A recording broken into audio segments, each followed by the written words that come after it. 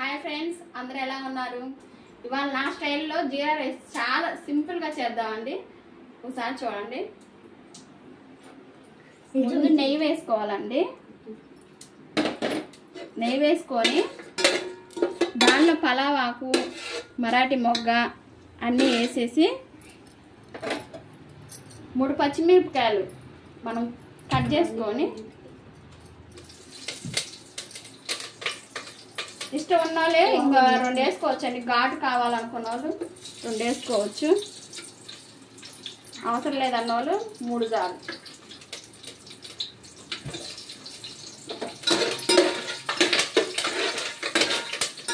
Friends, మనకి main జీరా, ఈ జీలకర్ర కూడా దేంట్లో వేసేసి సిమ్లో పెట్టాలి ఫ్రెండ్స్. చాలా సిమ్లో పెట్టి వేయించుకోవాలి. మనకు పచ్చివాసన పోయేదాకా మనం వేయించుకోవాలి. ఫ్రెండ్స్, జీరా రైస్ చాలా మంచిదండి, అరుగుదలకి దేనికైనా చాలా మంచిది. ఒకసారి ట్రై చేయండి, చాలా బాగుంటుంది.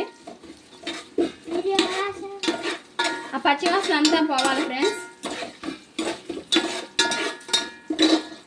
దానిలో కొంచెం సాల్ట్, తగినంత సాల్ట్, మనకి రుచి తగ్గట్టు. తర్వాత చాలా కూడా చూసేసుకోవచ్చు.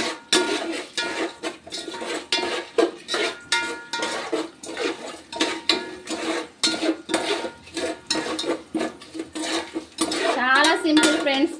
వేసుకున్న వాళ్ళు కరివేపాకు వేసుకోవచ్చు, లేకపోతే అవసరం లేదు.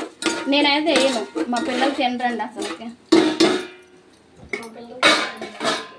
తర్వాత దీంట్లో రైస్ కలుపుకోవడం.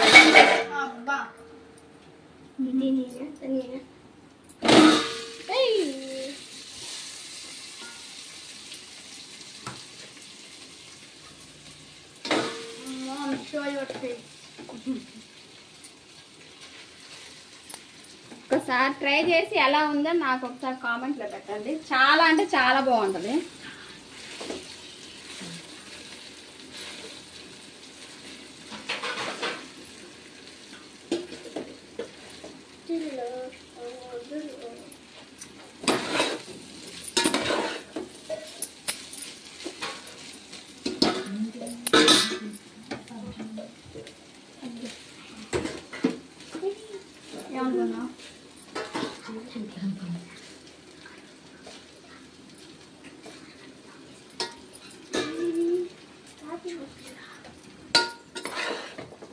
దీన్ని సిమ్లో పెట్టుకొని జస్ట్ 2 మినిట్స్ ఇలా కలుపుకోవటమే ఫ్రెండ్స్. చాలా రుచిగా ఉంటుంది, ఒక్కసారి ట్రై చేయండి.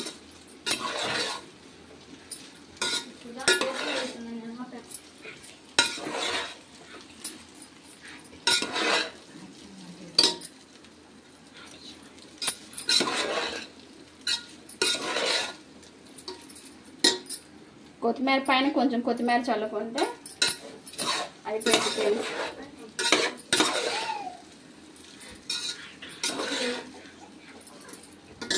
మేము వీక్లీ ఒకసారి ఇది చేస్తాం ఫ్రెండ్స్. పిల్లలకి అరుగుదలకి దానికి చాలా ఉపయోగపడుతుంది అన్నమాట. ఇది చిన్నపిల్లలు ఉన్న ఇంట్లో కంపల్సరీ ఈ రైస్ మాత్రం వారానికి ఒకసారి చేయండి ఫ్రెండ్స్.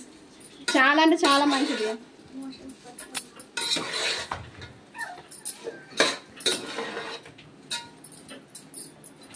అంతే ఫ్రెండ్స్, అయిపోయింది. పైన కొంచెం కొత్తిమీర చల్లుకుంటే ఇంకా అయిపోయినట్టే.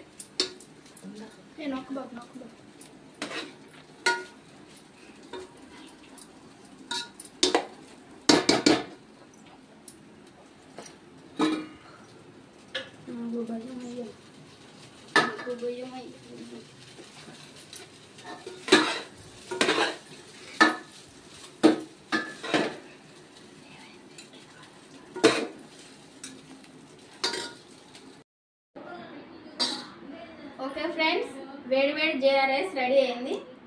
ఒకసారి మీరు కూడా ఇలాగే ట్రై చేసి చూడండి, చాలా బాగుంటుంది. Okay, bye friends. Please like and subscribe.